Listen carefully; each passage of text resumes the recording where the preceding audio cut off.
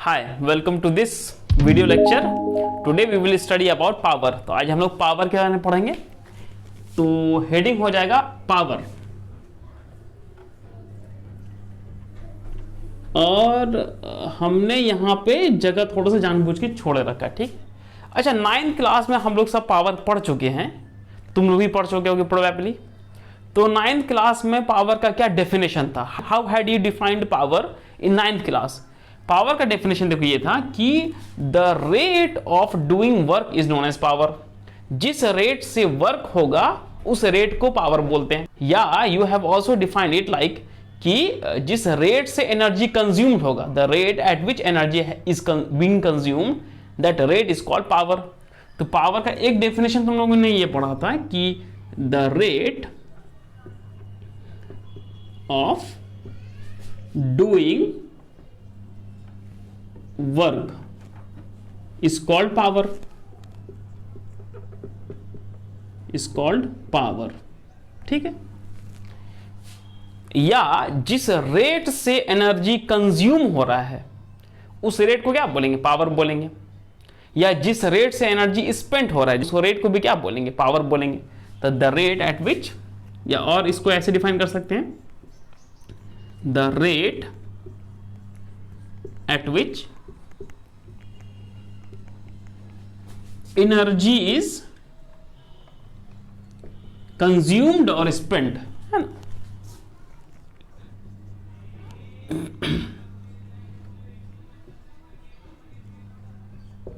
ठीक है। अच्छा, पर हमें 10th क्लास के सिलेबस में पढ़ना है इलेक्ट्रिकल पावर, है कि नहीं। जो हमारा जो टॉपिक रहेगा इलेक्ट्रिकल पावर रहेगा। तो देखो, वर्क जो है बेसिकली वर्क ही होता है, उसका अलग अलग फॉर्म हो सकता है। जैसे कि मैकेनिकल वर्क, कोई मशीन वर्क करे तो उसको क्या बोलेंगे? मैकेनिकल वर्क बोलेंगे। या अगर कोई इलेक्ट्रिकल डिवाइस वर्क करे तो उसको बोलेंगे इलेक्ट्रिकल वर्क। तो वर्क वही है, बस उसका फॉर्म अलग अलग है। तो अगर इलेक्ट्रिकल पावर की बात करेंगे तो बस क्या हो जाएगा? The rate of doing electrical work. आप क्या काम कर रहे हैं? जाओ जाओ यहां से जाओ। या अगर एनर्जी की बात करें तो the rate at which electrical energy is consumed या स्पेंट, है कि नहीं। तो वो क्या बन जाएगा? पावर बन जाएगा। कौन सा पावर? इलेक्ट्रिकल पावर, जो हम लोग को पढ़ना है। तो इलेक्ट्रिकल पावर को हम लोग सिंबलाइज करेंगे पी से। तो दो डेफिनेशन हमें पावर का मिल जाएगा कि या तो जिस रेट से इलेक्ट्रिकल वर्क हो उस रेट को इलेक्ट्रिकल पावर बोलेंगे, या जिस रेट से इलेक्ट्रिकल एनर्जी जो है वो कंज्यूम हो रहा हो या खर्च हो रही हो, स्पेंड हो रहा हो, तो उसको बोलेंगे इलेक्ट्रिकल पावर, है ना। तो इसको लिख लो, then we will derive the formula from the definition. ठीक है। देखो, पावर हमने देखा क्या था? Rate of doing work,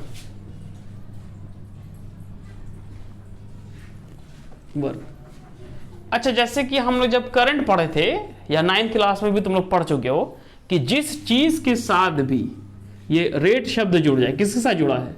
work done के साथ जुड़ा है। तो जिस चीज के साथ भी रेट शब्द जुड़ जाए उस चीज को क्या करेंगे? टाइम से डिवाइड कर देते हैं। तो पावर क्या हो जाएगा? बेसिकली किस चीज के साथ रेट जुड़ा हुआ है? डूइंग वर्क के साथ। बेसिकली वर्क डन के साथ रेट जुड़ा हुआ है, तो पावर क्या हो जाएगा? Work done by time taken. तो सिंपली क्या लिखेंगे? W by T. पावर क्या हो जाएगा? W by T. W क्या है? वर्क डन है। टाइम T क्या है? जितना टाइम लगा उतने उस काम को करने के लिए। तो पावर का फॉर्मूला बन जाएगा work done by time taken, है ना। इसको लिखो। या हम लोग अगर एनर्जी के रूप में देखें, एनर्जी के फॉर्म में देखें, तो पावर क्या हो जाएगा? Rate of energy spent, energy spent या कंज्यूम्ड। जिस रेट से एनर्जी कंज्यूम हो रही है या स्पेंट हो रही है उस रेट को क्या बोलेंगे? पावर बोलेंगे। तो पावर का यहां से डेफिनेशन फॉर्मूला क्या बन जाएगा? इस केस में देखो, रेट शब्द किससे जुड़ा है? एनर्जी स्पेंट से जुड़ा है या कंज्यूम्ड से जुड़ा है। तो एनर्जी को किससे डिवाइड कर देंगे? टाइम से डिवाइड कर देंगे। तो एनर्जी डिवाइडेड बाय क्या हो जाएगा? टाइम। तो दो फॉर्मूला तुम्हें मिल गया पावर का, दोनों बेसिकली सेम ही है कि पावर क्या है, W/T या E/T। W/T क्या है, work done by time taken, और E/T क्या है, energy spent by time taken. तो फॉर्मूला हो जाएगा दो फॉर्मूला, पावर का फॉर्मूला क्या हो जाएगा, W/T, जहां पर W क्या है, W is the work done, या क्या हो जाएगा E/T। E क्या है, एनर्जी स्पेंट या एनर्जी कंज्यूम्ड। तो लिख देते हैं यहां पर W क्या है, वर्क डन, E क्या है, एनर्जी कंज्यूम्ड या स्पेंट या डिसिपेटेड। डिसिपेटेड का मतलब भी होता है स्पेंट, खर्च करना, और T क्या होता है, टाइम। ठीक, लिखो इस चीज को। ठीक हो, आगे देखते हैं। ठीक है, अब हेडिंग 2, यूनिट ऑफ पावर या SI यूनिट ऑफ पावर। अच्छा, उससे पहले ये डिस्कस करते हैं कि कोई चीज पावर कंज्यूम करेगा तो क्यों करेगा, या उस पर पावर डिसिपेट करेगा तो क्यों करेगा। तो मान लो कि फॉर एग्जांपल एक बल्ब है ना, जैसे कि बल्ब है और ये बल्ब जल रहा है, तो जल क्यों रहा है, क्योंकि इसमें से करंट फ्लो हो रहा है। करंट क्यों फ्लो हो रहा है, क्योंकि इसमें से चार्ज फ्लो हो रहा है इसके सर्किट से।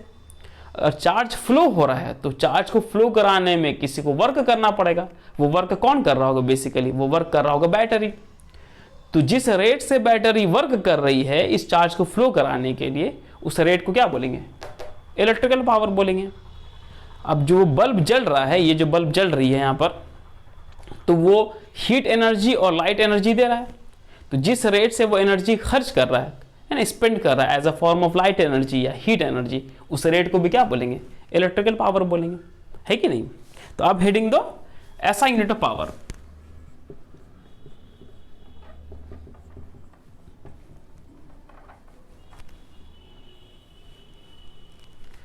तो पावर क्या है, work done by time taken या एनर्जी बाय टाइम टेकन। अच्छा, वर्क डन या एनर्जी, दोनों का ही ऐसा यूनिट क्या होता है, दोनों का ऐसा यूनिट होता है जूल। तो वर्क डन या एनर्जी का क्या होता है, ऐसा यूनिट जूल होता है। और टाइम का ऐसा यूनिट क्या होता है, सेकेंड्स। तो पावर का जो ऐसा यूनिट आएगा वो क्या आएगा, जूल्स पर सेकेंड। इसी को कॉमनली कहते हैं वॉट। क्या बोलते हैं, वॉट। जूल्स पर सेकेंड को क्या बोलते हैं, वॉट बोलते हैं, है ना। वॉट साइंटिस्ट का नाम था, उनके ऑनर पर पावर का यूनिट क्या रख दिया गया, वॉट रख दिया गया। तो लिखो the SI unit of power is joules per second और वॉट। पावर का ऐसा यूनिट क्या होगा, जूल्स पर सेकेंड या वॉट होगा।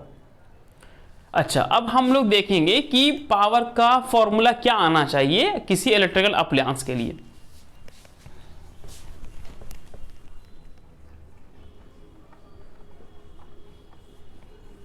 फॉर्मूला जो हम लोग डिराइव करेंगे इलेक्ट्रिकल पावर के लिए। अच्छा, फॉर्मूला को डिराइव करने के लिए हमें दो चीज याद रहना चाहिए पहले से। याद करो, जब हम लोग पोटेंशियल डिफरेंस पढ़े थे तो पोटेंशियल डिफरेंस का फॉर्मूला क्या था, work done by charge moved था या नहीं था। तो वहां से उस वाले फॉर्मूले से वर्क डन कितना आएगा, वर्क डन आएगा, क्रॉस मल्टीप्लाई करो, charge moved into potential difference Q into V, ये आ जाएगा वर्क डन। ठीक है, इसको अभी बॉक्स में रख दिया, बाद में इस्तेमाल करेंगे। ठीक है। अच्छा, करंट का हमने डेफिनेशन क्या पढ़ा था, करंट का डेफिनेशन, करंट होती थी charge moved by time taken. होता था या नहीं होता था। ठीक है, अब इन दोनों का हम लोग हेल्प लेंगे फॉर्मूला डिराइव करने में। तो मान लो कि कोई अप्लायंस है, कोई बल्ब है, तो किसी भी अप्लायंस या किसी भी बल्ब को हम लोग किससे रिप्रेजेंट कर सकते हैं, एक रेजिस्टर से। तो मान लो कि एक अप्लायंस है और हर अप्लायंस में कुछ ना कुछ रेजिस्टेंस होता है, इसलिए सारे अप्लायंस को हम लोग एक रेजिस्टर से क्या कर सकते हैं, सिंबलाइज कर सकते हैं। और मान लो इस अप्लायंस का जो रेजिस्टेंस है वो है R। ये इस अप्लायंस के दो टर्मिनल्स हैं, दो एंड्स हैं, और इन दोनों टर्मिनल्स के बीच का पोटेंशियल डिफरेंस जो है वो है V, ठीक है। और इस रजिस्टर से जो करंट फ्लो हो रहा है वो करंट फ्लो हो रहा है I, ऑलराइट।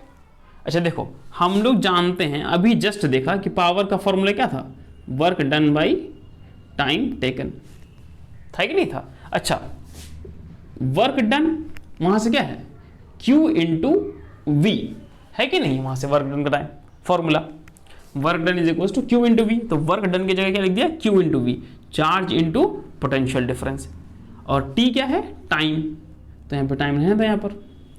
अच्छा, इसको यूं लिख सकते हैं, power is equal to V को पहले लिख दिया और फिर लिख दिया Q in by T, V into Q by T, बात बराबर है। इसको पहले लिख दिया V इंटू, यहाँ पर Q इंटू वी है तो V इंटू क्यू लिख दिया, बाई टी कर दिया। अच्छा, V को यहाँ V रहने ही दो, V, और Q बाई टी देखो यहाँ से क्या है, Q by T is current, तो क्या हो जाएगा V into Q by T, और क्यू बाई टी क्या बन जाएगा, करंट बन जाएगा, पावर क्या हो जाएगा V इंटू आई।